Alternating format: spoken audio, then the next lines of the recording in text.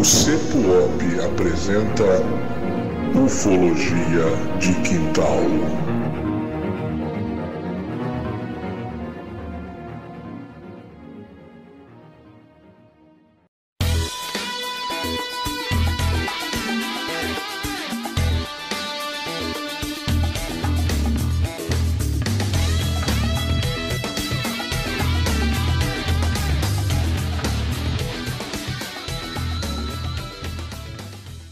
Olá, terráqueos! Tudo bem com vocês? Nós estamos aqui no o primeiro programa de 2021.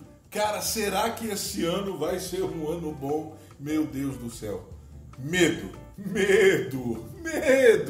Mas vamos lá. Esse é o primeiro... Gente, para começar o ano, nós vamos começar o ano chutando o pau da barraca. Derrubando tudo, todas as expectativas que foram colocadas em cima da segunda temporada do Ufologia de Quintal. O que nós vamos fazer? Nós vamos ver hoje o caso... Não vou falar caso não. Deixa pra lá. Vou dar uma de João Kleber ufológico aqui. Tá na capa. Quem clicou já sabe que caso. Tá na capa da revista. Mas nós vamos falar sobre o caso Roosevelt. Gente, esse caso que é um simples... né, cara? Um mero divisor de águas na ufologia. Então, é o caso do Peru, vamos dizer assim, se podemos dizer. E aí nós temos hoje aqui, então a nossa bancada, ela está simplesmente maravilhosa. Por quê? Nós estamos aqui com o padrinho. Ninguém mais, ninguém menos do que o nosso padrinho. Então, vamos chamar ele aqui, vamos convocar Tiago Tiquete. O padrinho vai fazer com a gente o primeiro episódio do ano. Vamos lá, Tiagão. Isso aí. Fala, pessoal. Boa noite. É um prazer estar aqui no primeiro programa do ano, 2021. E eu já espero, olha o que a gente vai tentar prever. Saiu a vacina no Brasil? Será que saiu? Será que a gente conseguiu prever que saiu a vacina no Brasil? Não sei. Quem sabe? Vamos lá então, gente. O caso Roswell no Novo México. Novo México. Onde que fica isso, cara? Nos Estados Unidos, aquela região de divisa com o México. Se você não ouviu ainda o episódio Luz de Fênix, volte lá. Por favor, pelo amor de Deus, volte lá no caso Fênix. Por quê, cara? Porque lá você vai ter uma ambientação bem interessante nessa região. Tá bom? Então é uma região desértica, vai ter vários desertos ali, Nevada, né? Nós falamos de Fênix lá atrás, então é uma região bem desértica ali, uma região fronteiriça. É uma região que vai ter a história dos Anasazes, dos Hopis. Quem são esses caras? Nações indígenas que relatam contato com seres de outros planetas, de outros lugares, de outras galáxias, né, há muito tempo. Então eles vão falar, por exemplo, né, sobre os Irmãos das Estrelas, os Anasazes, onde eles moravam. Gente, é um negócio excepcional. Os Hopis seguem a tradição disso, vão falar bastante sobre isso também. Então vai acontecer ali o caso Roswell. Esse aqui é um dos casos mais famosos da ufologia mundial. Então, assim, eu não quero aqui, né, a ideia aqui não é encher linguiça, todo mundo sabe, é um caso muito famoso. Então eu vou só ambientar você, lembrar você o que rolou em Roswell, tá? O ano é 1947, o dia é 14 de junho. O que vai rolar nesse dia, cara? O rancheiro William Brazel, né, também conhecido ali pela galera da região como o Mac Brazel, ele, após uma noite de muita chuva, sabe aquele temporal? Gente, eu não sei vocês aí, onde é que você tá de região do Brasil? Eu tô aqui na região sul, eu tô aqui próximo ao Paraguai, né? Na verdade eu tô próximo ao Paraguai, próximo à Argentina, eu tô numa região de fronteira. E o que rola, gente? Aqui é o seguinte, agora no verão, quando chove, quando caem os temporais, o negócio é sério, tá? Então vocês devem acompanhar aí próximo aí, né, esses dias próximos do ano aí, no início do ano, sempre rola isso. Então nós estamos no início de 2021, esse é o primeiro episódio de 2021, nós já falamos sobre isso, né? Então o que vai rolar, cara? Tem chuva que é cruel, então é temporal mesmo, muito vento, chuva forte, aquela chuva torrencial, né? Aquela chuva com muito volume, e raios e trovões. Então é bem complicado. E aquela região não é diferente. Nessa noite houve uma chuva muito intensa. Tá? Houve um temporal muito intenso. E o que vai acontecer? O Mac Basel diz que no outro dia de manhã ele saiu para ver os seus rebanhos, ele criava ovelha, dentre outras coisas. E aí ele vai sair de manhã cedo para verificar como é que está o rebanho. Isso era muito comum, né, gente? Em 1947, nós estamos falando em outro momento. Que momento é esse, cara? Antes da Revolução Verde, antes das grandes técnicas de revolução, não, das grandes técnicas de revolução não, né? Das grandes técnicas agrícolas que revolucionaram o mundo agrícola e pecuário. Então é antes disso. Eles vão criar lá o gado, né, no extensivo, vão criar as ovelhas no extensivo, aberto. Então ele sai de manhã cedo para ver. Qual que era o medo dele? Cara, será que estão todas vivas, né? Então ele vai lá verificar. Nessa daí, o Mac diz que ele vai se deparar com vários fragmentos de metal espalhados pela propriedade dele. Ele vai dizer, né, ele vai depois nos seus depoimentos, vai dizer que aqueles fragmentos de metal que ele vai encontrar, estavam espalhados na sua propriedade como se fosse um objeto que sofreu um acidente, que havia se despedaçado do céu, caído no chão. Então é isso aí que ele vai falar. Nesse primeiro momento ele vai recolher alguns fragmentos, vai mostrar para os vizinhos, vai mostrar para os amigos, cara, o que eu achei caiu aqui no meu rancho, né? Ontem, de manhã cedo saí para ver minha propriedade para visitar e ó o que eu encontrei aqui. Ele vai ver tudo aquilo, vai mostrar para uma galera. E como ele não morava tão perto da cidade, não era tão longe também, mas não era tão perto da cidade, né? Ele vai deixar ali aqueles destroços, vai mostrar para a galera e vai deixar ali por um tempo. Até que em 4 de junho, então perceba, isso vai acontecer no dia 14 de junho. Aí, né, no dia 7 de julho, então faz muito tempo, quase um mês depois, né, ele vai até a cidade, aí ele vai até o Novo México, aí ele vai até Roswell direitinho, até o Novo México, ele está no Novo México, aí ele vai até Roswell direitinho, tá? E o que acontece? Lá ele vai falar para o xerife George Wilcox. Ele vai chegar para o xerife e falar: pô, sabe esses discos voadores aí que o pessoal fica falando aí, esses negócios aí, né, essas naves aí que os caras dizem que vendem. Eu achei um desse aí na minha propriedade. Aí o xerife fala: pô, rapaz, desde brincadeira, ô Mac, você tá brincando comigo, você quer me matar do coração? Ele: ô xerife, aqui nós estamos em 1947, aqui nós estamos na época do fio do bigode, o que eu falo é real. E o xerife é mesmo, nós estamos em 47, é verdade. Então é o seguinte, o que vai acontecer? O xerife vai pegar e vai entrar em contato, tá, com a base aérea do exército norte-americano que estava lá. O xerife vai pegar e vai ligar para lá, ó. Tem um rancheiro aqui da nossa região que diz que encontrou vestígios de um disco voador, né? E vai falar, ó, e inclusive tem coisa lá e tudo, né? E não se sabe o que vai fazer. Então o que acontece? Ele entra em contato, tá? A base aérea, né, o exército dos Estados Unidos em si, envia pessoas para averiguarem essa história. Vai a inteligência do exército. Quem vai? O major Jesse Marcel, tá? Vai o Mac, vai o xerife e vai um cidadão que não é identificado nesse primeiro momento, tá? Que seria um membro de uma agência ligado à inteligência, ligado ao serviço secreto dos Estados Unidos. Ele vai com eles para fazer essa averiguação. Tá bom? Então isso aí vai acontecer, aquele negócio todo. E no dia 8, tá? No dia 8 de julho, né? Então percebam que o negócio ele vai mudando bastante, né? As datas elas vão aí, né? Sendo bastante, como é que eu vou dizer? As primeiras mais espaçadas, mas depois o negócio vai acontecendo rápido.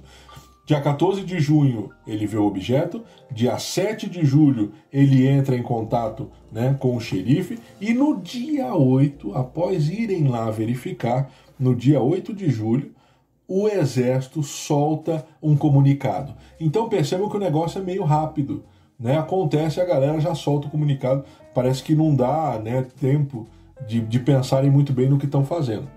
Então, no dia 7 de julho de 1947, a base aérea do exército, né, norte-americano vai soltar o seguinte comunicado, abre aspas: os vários rumores a respeito dos discos voadores se tornaram realidade. Ontem, quando o escritório da inteligência do 509º Grupo de Bombardeio da 11ª Força Aérea do Exército teve a sorte de ter em posse um disco, através da cooperação de um rancheiro local e do xerife de Chaves County, que era o condato, né, a região ali de Chaves, onde pertencia o xerife Will Cox. Então, soltam esse comunicado no dia 8, e é interessante que logo em seguida o Exército volta atrás e diz que não era um disco voador. Eles, nesse comunicado, é um comunicado oficial, tá, gente? Não foi o rumor, não, comunicado oficial. O Exército solta esse comunicado oficial. E depois disso, o que eles vão fazer? Depois que eles soltam esse comunicado oficial, eles vão voltar atrás e dizer que não era verdade. Vão falar que era balão meteorológico, vão falar que era um experimento secreto. É uma treta terrível depois disso. Gente, e aí, todo mundo conhece o restante. Nós vamos fazer o que aqui hoje? Só ouvir o Padrinho acerca desse caso. Vamos comentar alguma coisinha ou outra, mas a estrela desse episódio é o Padrinho. Então, vamos lá então, Dudu. Chega aí então, já dá o teu alô pra galera, já começa a falar, já vamos hoje o bicho vai pegar aqui. Vamos lá, vamos embora. Bom, hoje a gente tá desumilde, certo? Porque totalmente desumilde. O Ufologia de Quintal em 2020, ele realmente bateu todos os recordes que o nosso cérebro alcançou. E aí a gente estipulou... muita coisa também, né? A gente estipulou uma meta e hoje nós vamos tentar dobrar essa meta para 2021. Isso aí, muito Por isso que a gente começou desumilde. A gente não tem a menor pretensão, tá? Você que estiver escutando aqui, o Ufologia de Quintal, você que está escutando agora em 2021, não pense que esse episódio vai bater tudo sobre este caso ufológico que o Thiago vai me corrigir, que é, na minha opinião, o maior caso de todos os tempos na ufologia. Que é o caso que, se comprovado, se pudéssemos falar, olha, realmente esse caso é 100% verdadeiro, com certeza seria o maior caso da ufologia. Mas se pudesse ser comprovado como falso, ele com certeza seria a maior fraude da ufologia. Eu digo que este caso é o caso que fez com que várias e várias pessoas do mundo dissessem, olha, eu acredito na ufologia. Porque é um caso que tem desdobramento até você não querer mais. É impossível você olhar para esse caso e aí você olha, você vai falar, não, a explicação é lógica, é assim, assim. E daí a pouco você vira aquele negócio. Olha, para você que está escutando, para você entender, se você já escutou, se você já assistiu aquela série Dark, que cada episódio você pensa assim, cara, isso aqui desdobra e virou um negócio que eu não tô entendendo mais nada. Então, esse caso é 10 vezes pior do que Dark. É 10 vezes pior. Me corrija se eu estiver errado, Thiago. É isso mesmo. Esse caso é... Bom, se ele for verdade, já vai. Se ele for comprovadamente verdadeiro, assim, com a evidência, porque, na minha opinião, ele é verdadeiro. Mas se ele for, o governo um dia chegar e afirmar, mostrar por A mais B que ele mostrar as evidências, ele vai ser bombástico. E o inverso também. Porque se você fizer o seguinte, não for verdadeiro, também vai ser bombástico, porque vários pesquisadores investigaram.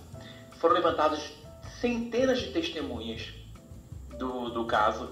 Então, para você enganar tantos pesquisadores e tantas testemunhas, é porque foi algo assim realmente muito bem arquitetado mesmo. Bom, antes de mais nada, oi, bom dia, boa tarde, boa noite, boa madrugada. Uma honra estar com o nosso padrinho aí, como sempre. E aí, só complementando o que o Dudu falou, concordo também, e que, na verdade, pra mim, né, são vários casos, né, e eu também acho que não tem uma possibilidade de ser desmentido algum dia, pelo menos não na totalidade, devido à amplidão, né, de casos, né, que vão se somando, de testemunhos, de fatos que vão se somando a isso, Então mesmo que você, vamos supor, você desminta ali o evento principal, que seria a queda ali, né? Ainda assim você teria outros, com a própria questão da autópsia, da enfermeira, enfim, a gente vai discutir bastante sobre isso. Então acho que isso não vai ser nem possível desmentir esse caso na totalidade. E claro, provavelmente, também não sei se o Thiago concorda, mas também não seria, eu acho, né, pelo menos, impossível de confirmar ele na sua totalidade. Quando eu digo na sua totalidade, não nos eventos que foram verídicos, mas de todos os testemunhos que tem, né, todos os, vamos dizer, você pode dizer, subcasos que fazem parte desse caso de Roswell aí. Realmente, se você, por exemplo, for... você não vai conseguir nunca verificar a veracidade de todos os testemunhos, por exemplo. Foram mais de 300 até hoje. O Donald Schmitt... Bom, o caso tem 4 grandes pesquisadores. O Donald Schmitt, Stanton Friedman, que já faleceu, Kevin Handel e Jim Cougar, que foi um também que pesquisou. Desses 4, o Stanton, o Kevin e o Don, eu conheço pessoalmente, o Stanton eu conheci pessoalmente, e sempre que eu falo com eles, eu falo sobre Roswell. Eles levantaram mais de 300 testemunhos de primeira mão. O que é o testemunho de primeira mão? É o testemunho, aquele que teve uma participação direta, por exemplo, ou carregando o caixão com o corpo do ET, ou pegando um pedaço do objeto caído, ou sendo partícipe do acobertamento. Pessoas de primeira, as testemunhas de primeira mão. Fora isso, tiveram centenas de outros. Por exemplo, o filho do Jesse Marcel, ele não participou do evento, mas ele tocou no objeto, porque o pai dele levou para casa, né, o objeto. Parte do objeto, então ele tocou. Então se você não vai conseguir nunca verificar a veracidade de 300 testemunhos ou mais, mesmo porque muitos deles já morreram. Então é um caso, na minha opinião, é um evento verídico, com testemunhas verídicas, desde a mais simples até os coronéis e generais responsáveis pelo acobertamento. Então tudo isso você não vai conseguir verificar jamais. Alguns deles falaram em seu leito de morte. Por exemplo, o coronel Blanchard, ele falou no leito de morte que não realmente participei de um acobertamento do resgate de um objeto desconhecido. Você não tem como comprovar isso. Mas o caso por si só, na minha opinião, ele é verdadeiro. Aconteceu alguma coisa ali caiu. Alguma coisa. Não vou falar que é extraterrestre, porque ninguém tem essa certeza. Mas é algo desconhecido que caiu. Vamos lá, Tiagão. Vamos aproveitar aqui, tá? Você do Ufologia de Quintal que tá escutando a gente, sabe que a gente vai aproveitar ao máximo, porque o Thiago é uma enciclopédia viva, né? E aí a gente tem que aproveitar o cara. Com certeza.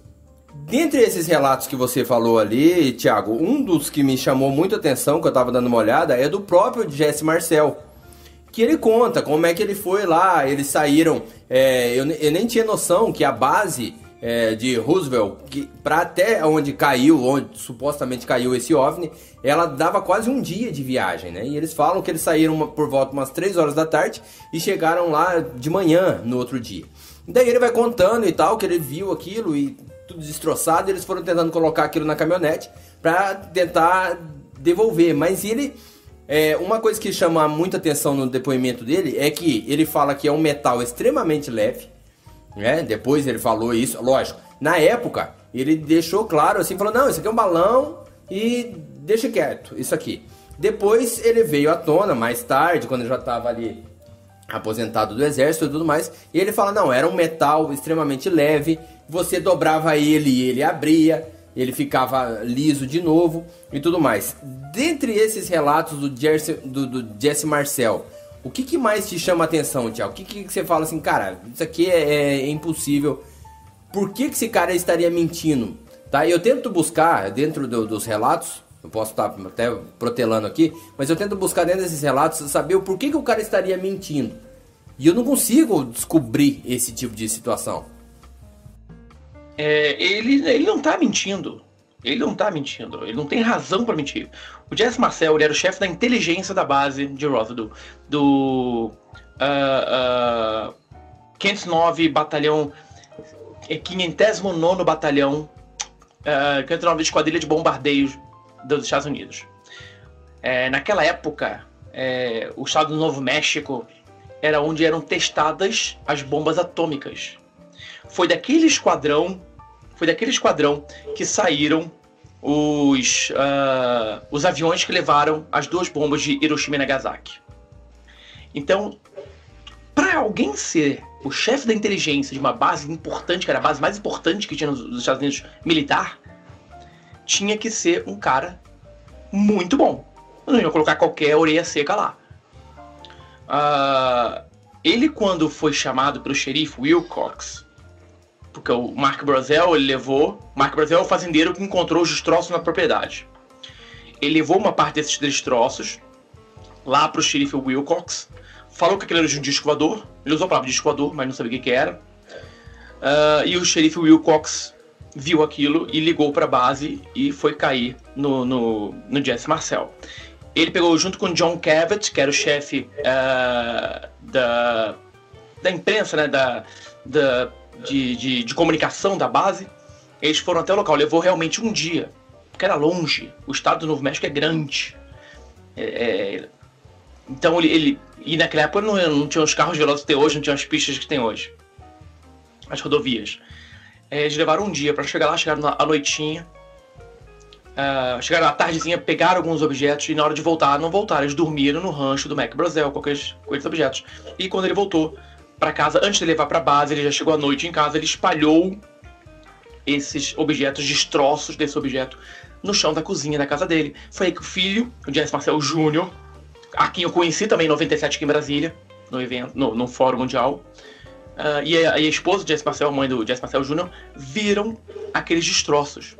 Ele não tem o porquê mentir. E ele guardou essa história, depois, né, óbvio, que ele foi obrigado a posar numa foto segurando balões, um hash balão meteorológico, que ele sabia que não foi aquilo que ele tocou, que ele pegou, mas ele foi ordenado a posar e sem falar nada, posar para foto, para imprensa e nada mais. E ele só voltou a mexer no assunto quase 30 anos depois. Então ele não tinha o porquê. Se, por exemplo, vou inventar uma história. Aí inventei a história e deu ruim. Deu ruim minha história. Por que eu vou reinventar a história, voltar a mexer na história 30 anos depois? Ele não tinha razão nenhuma. O que ele viu ali, e ele fala, e ele é enfático, ele não fala que é extraterrestre. O que ele fala que viu, que tocou, que pegou, que tentou amassar, furar, perfurar, o que ele viu era algo desconhecido para ele. Era algo desconhecido. Ele propriamente, o Jesse Marcel, ele não viu o objeto, a nave, né? Ele não viu a nave, ele viu os destroços. Ele em nenhum momento falou que viu a nave ou os corpos dos alienígenas. Ele viu destroços, e foi isso que ele falou. Deixa eu te fazer uma pergunta, Tiagão. O projeto Mogul, onde é que entra nisso aí? Qual que tá assim, né? Porque tentaram na época descreditar essas testemunhas, né? Lançando depois, trazendo à tona o projeto Mogul. O que o Thiago tem para falar sobre isso aí? O projeto Mogul foi uma das tentativas da Força Aérea Americana, do Exército Força Aérea Americana, de explicar o fenômeno, o ocorrido. Primeiro falou-se que era um balão meteorológico. Aí viram que aquilo não se sustentava, porque encontraram corpos. Depois falou-se que seria o projeto Moondust, projeto secreto também, que eram balões meteorológicos ou balões espionagens russos, para evitar que a Rússia chegasse ao território norte-americano. Depois veio o projeto Mogul, que aí entrelaçaram os bonecos de Crash Test Dummies. Aqueles bonecos que você usa nos carros para ver a segurança de um carro, né? Aqueles bonecos amarelos. Então eles usaram isso aí, jogaram de paraquedas, falaram que jogaram de paraquedas. Só que nada disso que eles falaram, e eles encerraram o caso em 97, fizeram um relatório final, eu tenho esse relatório aqui, é vendido na Amazon, da Força Aérea, que eles falam, não, foi isso mesmo, era um projeto secreto, que a gente não podia falar na época, que nem todo mundo tinha conhecimento, e só que eles esqueceram de dizer que esses bonecos Crash Test Dummies, eles têm o tamanho de uma pessoa normal. E os seres relatados por várias testemunhas eram seres pequenos, de 1,20 m. E aí, depois, surgiu-se uma nova teoria de que o que na verdade aconteceu eram aviões secretos e os seres mortos eram corpos carbonizados de pilotos. Só que ninguém nunca descobriu o nome desses pilotos. Então, quer dizer, a Força Aérea, por muitas vezes, ela tentou dar uma explicação, várias explicações, até com uma forma de desinformação, para confundir a cabeça das pessoas, e o assunto morreu. Hoje não se tem muito mais o que descobrir sobre Roswell. Tudo que se tinha para descobrir sobre Roswell já se descobriu. A não ser que surja uma testemunha bomba, mas bomba mesmo, com foto, ou com vídeo, ou alguma coisa assim, o caso já é, por si só, já é por os ufólogos considerado como verídico, e para a Força Aérea é considerada já como explicado. Então não vai se mexer mais nisso, a não ser que a gente consiga fotos, filmes ou uma evidência que até hoje não surgiu. Tipo a autópsia, né? Tipo autópsia, se a gente consegue um vídeo, se é que existe esse vídeo da autópsia, né? Se é que existe esse vídeo da autópsia. Aproveitando que você está falando ali dos dummies, né, dos bonecos, existe uma discrepância até com relação a esses testes de paraquedas com esses bonecos, porque na verdade o incidente foi em 47 e o início desses testes foi em 1950, né? E aí esses bonecos eles realmente imitavam o tamanho de uma pessoa normal, eles tinham em volta ali de 1,60 m, 1,70 m, enquanto os corpos que eram descritos, eles eram descritos aí, como você falou, de 1,10 m, 1,20 m, 1 metro, né, mais cabeçudos, com olhos grandes e tudo mais. O que não encaixa para mim, Thiago, é essa relação dos corpos. Porque o Jesse Marcel, que é o cara que tava lá, e ele não fala dos corpos. E ele não diz... Essa parte, para mim, ela acaba virando, assim, na minha cabeça, na minha mera pesquisa, e aí eu quero que você me corrija, porque provavelmente eu estou errado, mas acaba virando uma coisa meio lenda, não sei de onde surge essa parte dos corpos. Quem que vem que traz essa narrativa dos corpos? Foi o que eu falei antes, o Jesse Marcel, ele não viu a nave, não viu os corpos. O que ele foi no local onde tinham destroços na fazenda do Mac Brazel.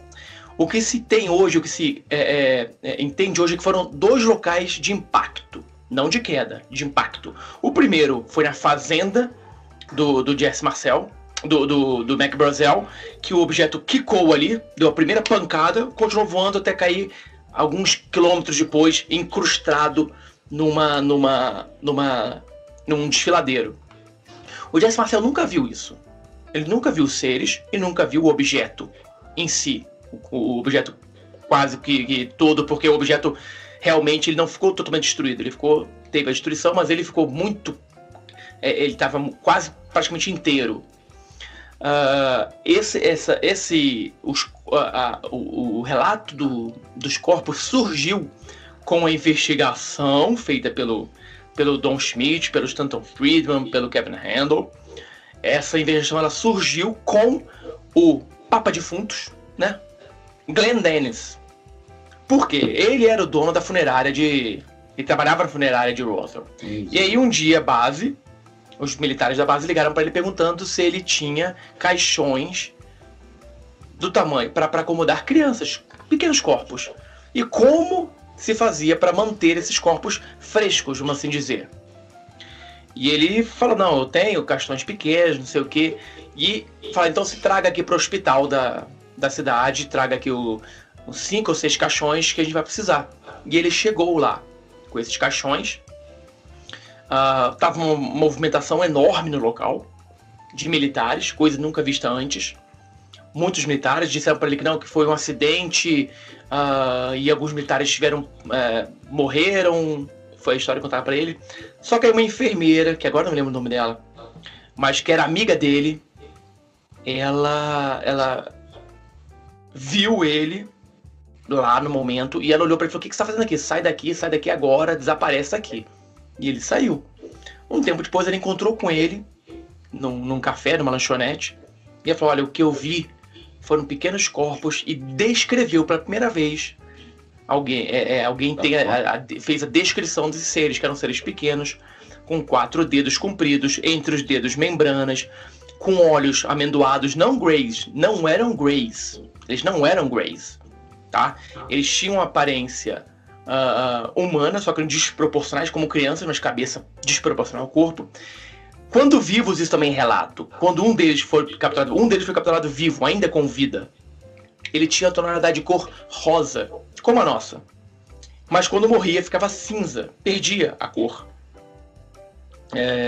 Então, ela descreveu esses seres como sendo com olhos finos, mas oblíquos. Não tinha nariz, era só um traço na boca, 4 dedos com membranas entre os dedos. Aí tinha membros, né? 2 braços, 2 pernas, tronco, cabeça e tudo mais. Então foi a partir de Glenn Dennis da investigação, e o primeiro que falou sobre isso, depois de outros militares foram descobertos. Vieram à tona falar que realmente um que montou guarda no hangar e abriu um dos caixões e viu o ser lá dentro. Mas partiu do Glenn Dennis, mas o Jesse Marcel nunca viu nem o objeto, nem os seres.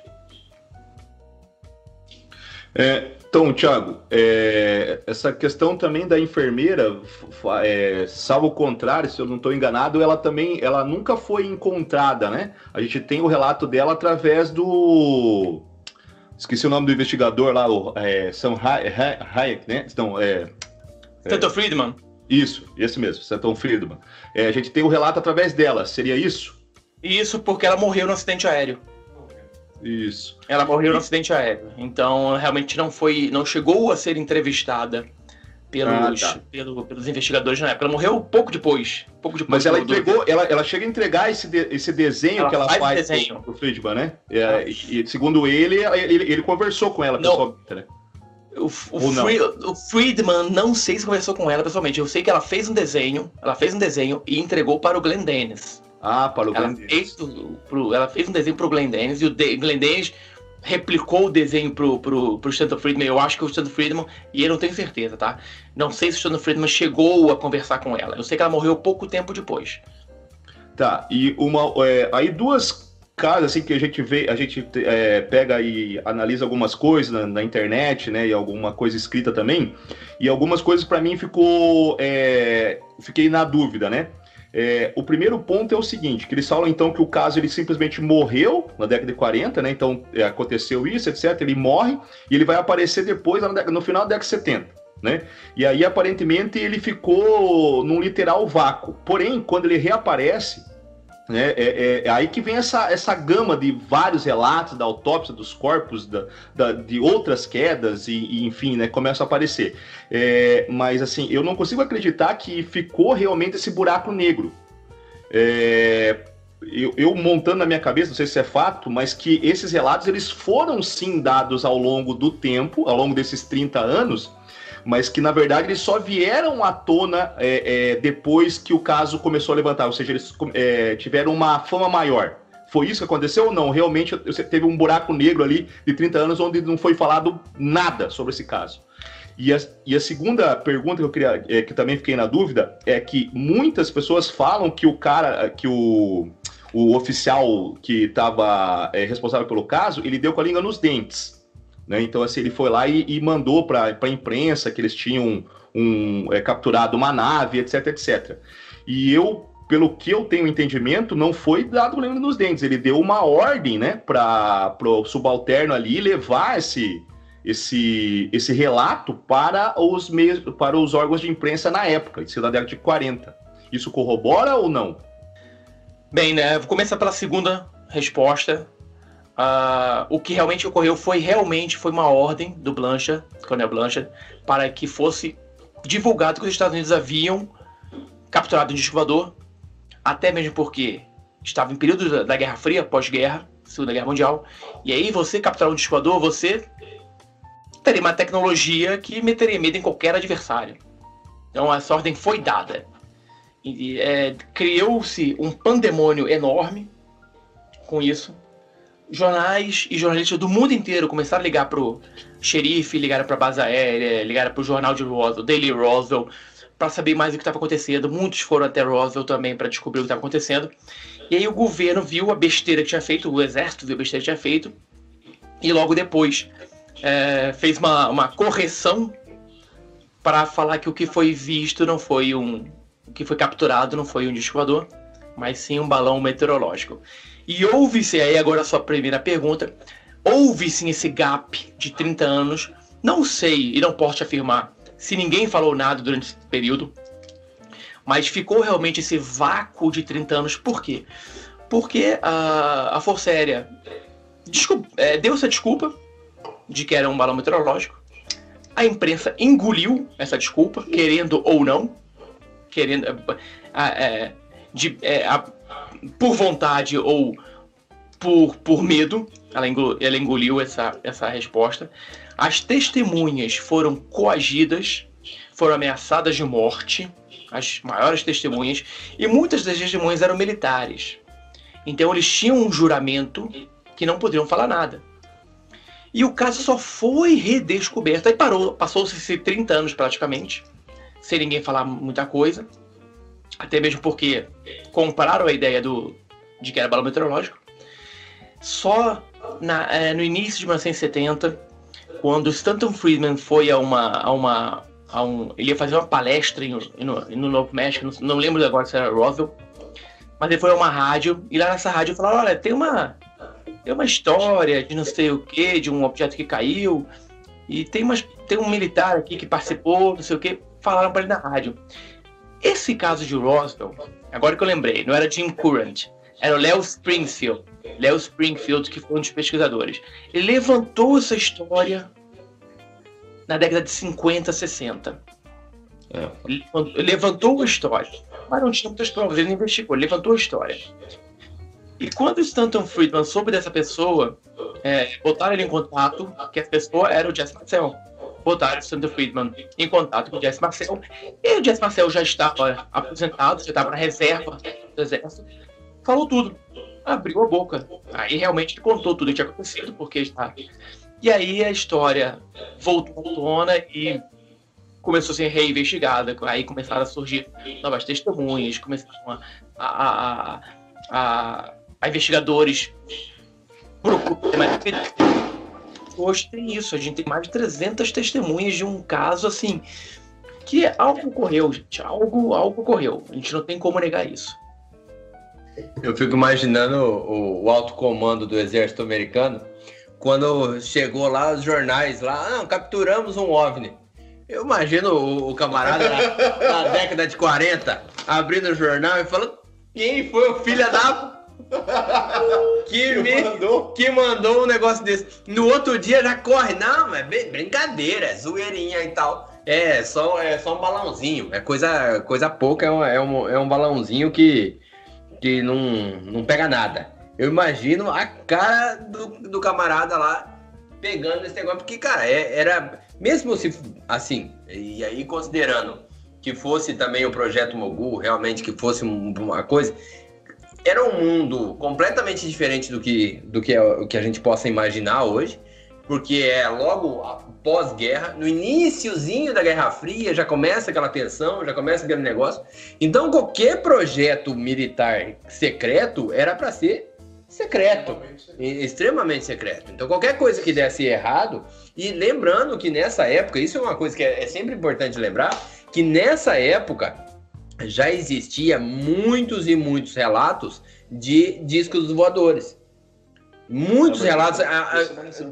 Então, assim, existiam diversos relatos de discos voadores que muitas pessoas estavam relatando ali nos Estados Unidos inteiro. Né? Que então, isso já era meio. A mesmo do disco voador veio 2 semanas anterior ao evento aí, né? Exato. Isso? Exatamente. E aí você pega uma situação dessa que cai lá e o camarada vem exército pra tudo quanto é lado e tentando encobrir e tal. E eu imagino a pressão do camarada. Lembrando, né, cara? Lembrando que essa região de Roswell ali, né, deserto de Nevada ali, Novo México ali, é uma região que tem uma incidência antiga, pré-histórica. Nós fizemos ali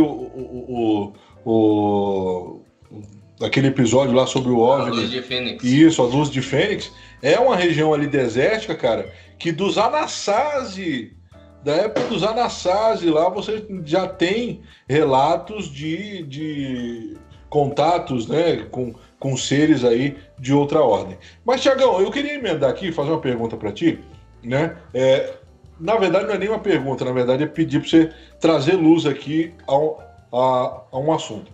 O Friedman, tem muita gente que fala, essa semana nós fizemos uma live pelo YouTube, né? Fizemos aí uma bagunça lá pelo YouTube, lá o nosso programa dos Trapalhões foi no YouTube essa semana. E aí o que acontece? Aí, né, teve um cidadão que viu lá depois e ele fez uma pergunta. Por que vocês ufólogos, né, não encaram os acadêmicos, né? Nem sabe com quem tá falando, né? Mas vocês, né, por que vocês não encaram? Se o ufólogo fosse acadêmico. Como se não tivesse, né? Como se... né, eu respondi na picardia, entendeu? Sem dar carteirada, mas dá vontade. Mas vamos lá.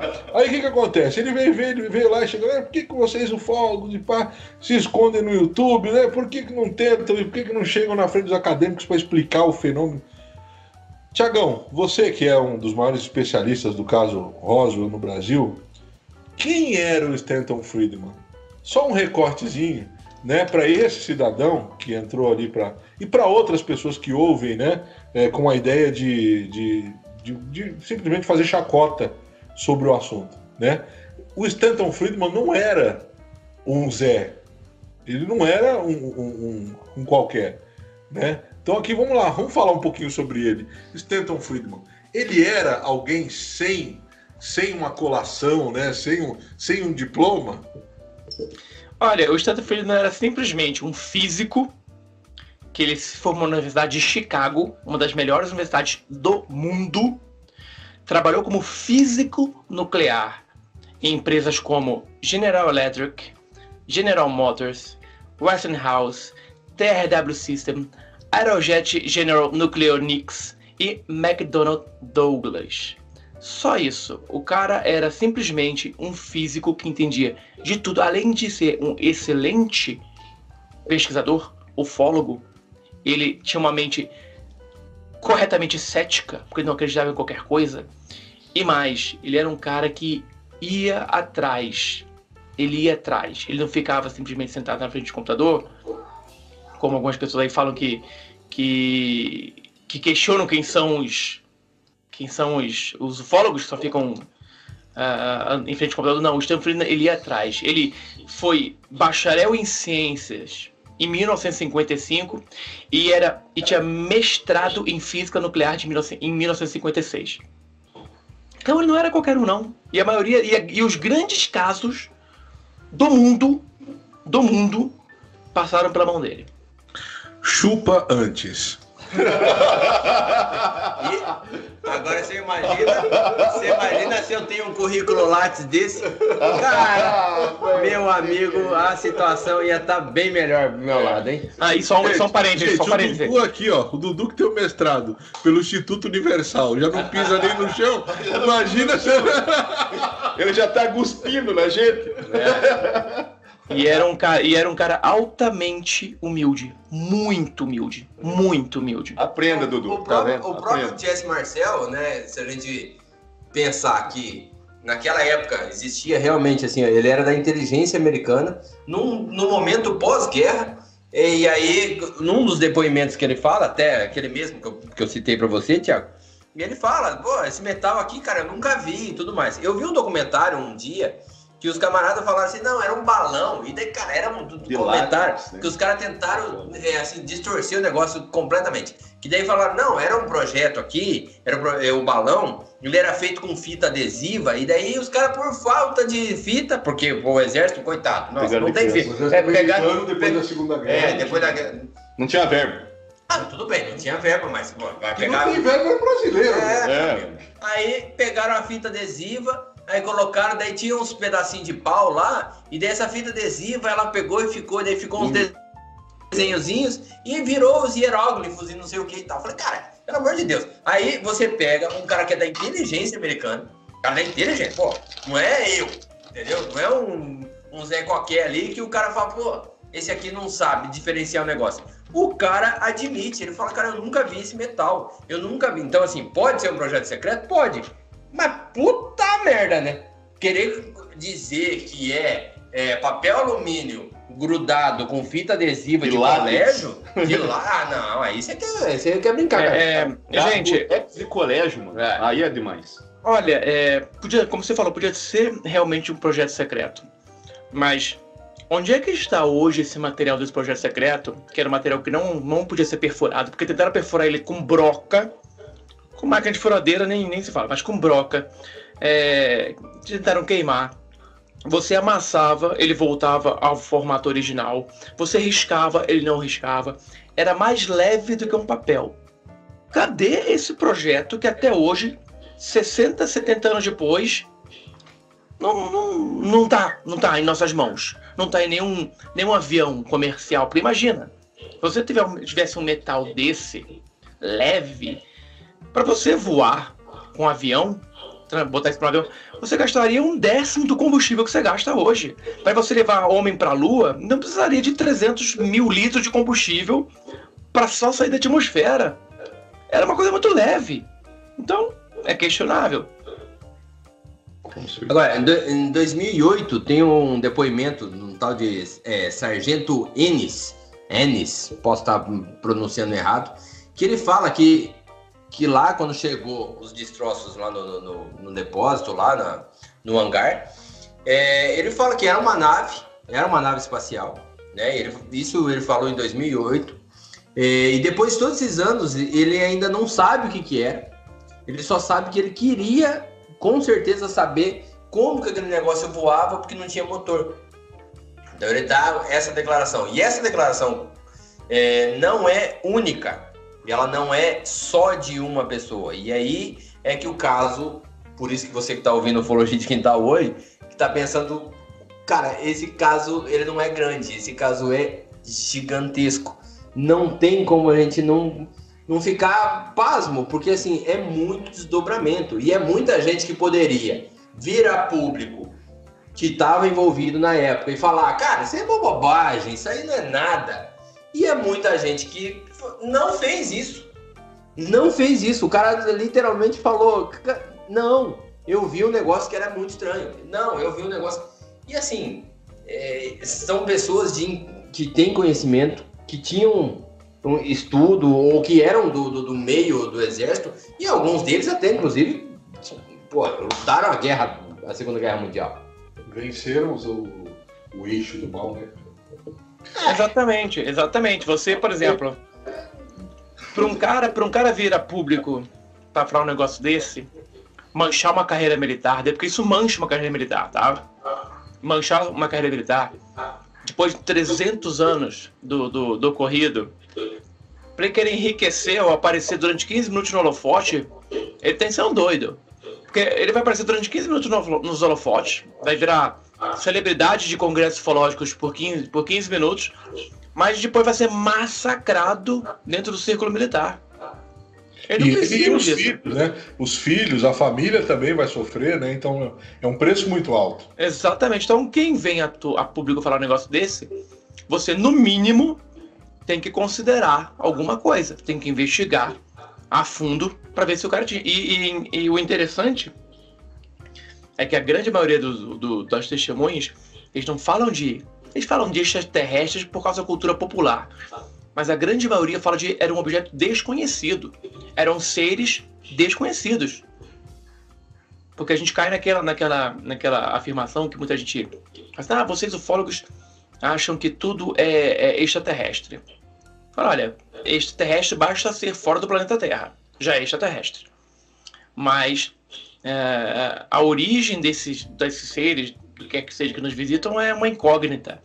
Então podem ser de outro planeta, podem ser do futuro, pode ser de universo paralelo, pode ser de onde for. É porque o extraterrestre está dentro já do imaginário popular. Tiago, deixa eu fazer uma pergunta para ti. Classifique aqui para nós dois acontecimentos do caso Roswell, né? 2 pontos do caso Roswell que para ti são clímax. É aquele negócio, cara, eu me apaixonei por isso. Nós sabemos que o caso Roswell é o caso do coração do Thiago, é o caso que, né, o Thiagão mais gosta, por isso nós escolhemos fazer o primeiro episódio do ano com o Thiagão e fazer o caso Roswell, né? Então, assim, 2 fatos, 2 acontecimentos, 2 que o Thiago considera assim como clímax, né? Para nós, assim, por exemplo, eu sou apaixonado assim pela Operação Prato. Eu acho que a Operação Prato é algo, na minha opinião, aí eu vou respeitar agora o padrinho, né? Na minha opinião, é o maior caso de todos os tempos, porque foi uma cidade, né, uma ilha sendo invadida e sendo aquele negócio todo, que é algo que não deixa dúvida para ninguém, né?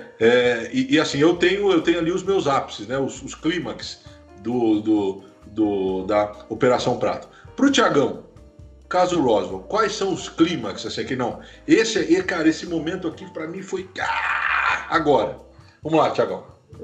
Olha, a Operação Prato pra mim foi maior do que Roswell também, porque tem mais evidências do que Roswell. Tem fotos e tem vídeos, e Roswell não tem isso. Agora eu vou colocar a minha foto com um selo de aprovação do padrinho. Mas o Roswell é o... Vou fazer você baixar a moral do Cleiton. Tá servindo o computador aqui, ó. Roswell, vamos dizer, Roswell é o caso ufológico com maior repercussão mundial. Pegar um fone. Bom, para mim, os 2 pontos principais de Roswell é o momento em que o Jesse Marcel chega até o local, vê os destroços, recolhe e leva embora. E ele vê que aquilo ali não é uma coisa normal. E o segundo ponto já é pós-Roswell, já é pós-acobertamento, quando as testemunhas militares, as principais testemunhas, aí é o Coronel Blanchard, é o Jesse Marcel, vêm a público realmente confessar que participaram. O Jesse Marcel não, né? Mas o Blanchard confessar que participou de um acobertamento ou de uma mentira do governo para acobertar o resgate e recuperação de um objeto voador não identificado. Então, para mim, são esses 2 pontos. São clímax, vamos assim dizer, de Roswell. Nossa. Tá, só para quebrar ele aqui, Thiago, faz um favor para mim aqui. O que você acha, mudando de assunto de saco para mano, o que você acha do caso Luz de Fênix? O que você acha? Você acha que é verdadeiro ou você acha que é migué? Ai, olha, eu acho que alguma coisa no ar ali. Teve uma coisa. Porque o que a gente conhece aqui no Brasil, é somente que que surgiram as luzes no céu de Phoenix, né? Surgiram as luzes no céu de Phoenix. Equidistantes, muito bonitinhos, lá. Aí tem a explicação de sinalizadores e tudo mais. Mas o que a gente aqui no Brasil não sabe, isso tem na pesquisa norte-americana, é que dezenas de milhares de pessoas viram esse mesmo objeto antes de aparecer e depois de aparecer no céu, cruzando a cidade, voando pelo céu da cidade. E era um objeto enorme. Então, as luzes de Fênix se equiparam muito ao caso das luzes de Lubbock. Então, para mim, realmente, Fênix também teve alguma coisa esquisita ali. Viu, Cleiton? Você sabe dar na tua cara que o padrinho não acompanha tudo que você fala, tá? Mas coisa esquisita eu também falei. O cara ficou tão feliz que ele derrubou cerveja, que derramou, molhou tudo, molhou o computador, acabou de dar defeito. tão feliz que ele ficou. É o fim do mundo. É o fim da picada. Bom, então é isso aí, gente. Então aqui nós terminamos aqui esse episódio maravilhoso. Olha, gente, é pouco tempo para falar de Roswell, tá? Precisaria aí pelo menos aí mais de uns 2, 3 episódios para destrinchar o que foi o caso Roswell, né? É um dos casos assim excepcionais. É aquilo que eu falei no início, separou a era ufológica, né? Separou os contatos imediatos aí de 0, 1, 2, 3, 4. é um caso excepcional. Então, assim, para acabar, eu vou pedir então aqui, né, agora que o Tiagão chegue com a gente aí, dê as suas considerações finais aí, o seu abraço pra galera, e de antemão agradecendo ao Padrinho por estar aqui conosco nesse primeiro episódio do ano. Cara, e ó, nós estamos começando o ano bom. Vai ser ruim, mas o primeiro capítulo foi bom. Né? Os outros episódios nós não garantimos, mas esse aqui tá bom. Gente, primeiro agradecer ao convite, é sempre muito bom estar com vocês. Para mim é o melhor programa de podcast que tem de ufologia no Brasil. Eu assisto mesmo, eu vou fazer minhas caminhadas aqui para perder uns quilinhos, eu ponho no podcast para ouvir, eu gosto mesmo. Acho que vocês têm feito um excelente trabalho. Queria desejar que em 2021 a gente saia dessa, né? Muito melhor do que 2020, pelo amor de Deus. A gente precisa disso. E desejar a todos vocês muito sucesso, que o podcast realmente cresça mais e mais e mais, chegue a 1 milhão, 2 milhões. Eu só espero que quando chegar assim, a 10 milhões, não esqueçam do Padrinho, né? Não, por favor. Jamais! Vamos fazer um episódio de 10 milhões, Padrinho. Já tá lá. Já tá aí, já tá alinhavado. 10 milhões? Cara, não tem 10 milhões pra escutar a gente. Tem sim. Um dia vocês chegam lá. Só continuar fazendo o trabalho de vocês. Parabéns. E é sempre uma alegria muito grande estar com vocês. E um dia, quando acabar essa pandemia, nós vamos fazer um programa ao vivo, em loco, eu com vocês comigo, pessoalmente. Cara, você que tá escutando a Ufologia de Quintal nesse momento, cara, eu não acredito. Acabou. Esse podcast já se pagou. Cara, não, fechou. Pra gente, meu Deus do céu, é uma honra. Não sei nem o que... Não sabemos nem o que falar. O que nós vamos falar, cara? Perdemos as estribeiras. Já perdemos. Pô, vamos fazer um episódio ao vivo com o Pelé da ufologia aqui, meu amigo? Não, acabou. Mas parabéns, viu, gente? Parabéns pelo sucesso. Que 2021 seja muito abençoado para todos nós. Bom, é isso aí. Então, vamos lá, então, Evandrão, dar o teu alô final pra galera aí. Não, eu só queria agradecer a todo mundo e pedir, assim, que também não fiquem bravos, né? Porque quando a gente fala de Roswell, o cara já espera, mas não falou disso, não falou daquilo. É o que o Cleito falou, não dá pra falar de tudo, infelizmente. Então, assim, tentem não ficar. A gente vai voltar, provavelmente, falar de outros pontos, né?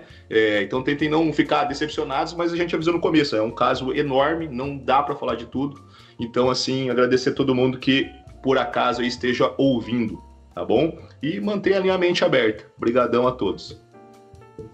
Fala, galera, pô, primeiro agradecer demais o Thiago aqui, pô, é demais toda vez que ele vem aqui, é sempre um papo muito produtivo, porque a gente tá com um cara que manja demais de ufologia, um cara que realmente é escritor e assim, grande ufólogo, realmente pra gente, quando a gente começou o podcast, e é sem sacanagem, gente, é sem sacanagem, não é porque eu tô olhando pra ele aqui na tela do computador, que eu tô de sacanagem, mas quando a gente começou a falar de, vamos fazer um podcast e tal, a gente nunca imaginou que ia um dia sentar e conversar com o cara. Verdade. E tal, e nunca, mas nem menor pretensão da face da Terra.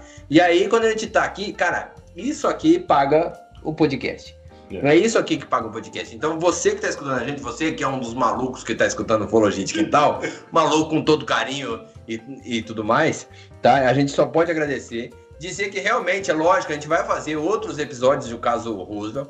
Tem muita gente que manda pra gente no Instagram várias sugestões e tudo mais. É muita coisa pra aprender. É muita coisa pra gente ler. A gente não tem a pretensão nenhuma de fechar os casos e encerrar nada, porque, cara, é muita coisa. O caso Roswell, por exemplo, tem uma bibliografia em inglês gigantesca, cara, gigantesca. Tem um livro, inclusive, né, de testemunhas, todas as testemunhas e tal, tudo que... São essas que eu falei, 300 testemunhas. Eu tenho só de cabeça, cara, que eu tô vendo aqui, eu tenho 6 ou 7 livros só em inglês, só sobre o Roswell. Mas em português, uns 4 ou 5. É muita coisa. Então, assim, pode ficar tranquilo que a gente vai falar. É porque, realmente, assim, o Ufologia de Quintal nasceu como? Com a gente sentando, gostando de conversar sobre ufologia, conversar sobre esses papos malucos e tudo mais. E aí, no meio dessa pandemia, a gente começou a gravar. E, de repente, olha aí, a gente tá junto com o Thiago Tiquete, que é um dos maiores escritores. Vou falar o maior? O Dantes. É o maior escritor de ufologia do Brasil. É o maior. Não tô nem aí, pra quem dizer que não é. E aí o cara tá aqui com a gente, então assim, muito obrigado mesmo, Tiagão, de novo pela sua atenção. Melhor, né, cara? O melhor, assim, ó. Abraçar o Ufologia de Quintal agora é uma coisa, né? Nós estamos aí, a nossa retrospectiva nesse final de ano colocou o Ufologia de Quintal entre os melhores do Brasil por mais de 16 semanas. Então, assim, agora é fácil. Mas o Thiagão acreditou na gente quando nós éramos desconhecidos. Totalmente. Né? Você acha que a gente é conhecido, por acaso? É muita pretensão. Mas era pior aí. Mas era muito pior. Vocês não podem mais andar pela rua sem ser reconhecidos. Você tem que ter segurança agora. O Cristiano Ronaldo veio jogar no Cascavel. Sabe? Ele veio fazer um amistoso ali com a gente e tal. Entendi. Não, é porque... Desculpa, mas aqui o cara veio falar uma dessa quando a gente não era conhecido. É demais. Agora a gente já é o Ferroviária. Então, galera, você que está escutando o Ufologia de Quintal, um super abraço. Tudo de bom para você. 2021, olha, que seja maravilhoso 2021. Espero que esse ano seja muito melhor que 2020. E vamos e venhamos, não precisa de muita coisa para ser melhor que 2020. Então, um abraço. E como diria o Cleitão, que deu uma saída agora... Não, peraí, ele voltou. Fala aí, Cleitão, fala. Bom, gente, é isso aí. Então, muito obrigado a todo mundo. Um excelente ano, primeiro episódio do ano. Lá em cima, o astral lá em cima, a ideia lá em cima. Esse ano vai ter vacina. Se você não quiser tomar vacina, tudo bem. Pode se contaminar, não tem problema. Eu vou tomar. Né? Tudo bem, não tem problema. Tomando vacina ou não, acreditando ou não. O negócio é, vamos ter um ano excepcional. Um ano, né, de crescimento. Vamos retomar a economia, se Deus quiser, esse ano vai pra frente. Então, um excelente ano para todos vocês. Obrigado, padrinho. Obrigado por estar conosco aqui. Obrigado, gente. E como eu sempre digo para vocês, quem procura, acha.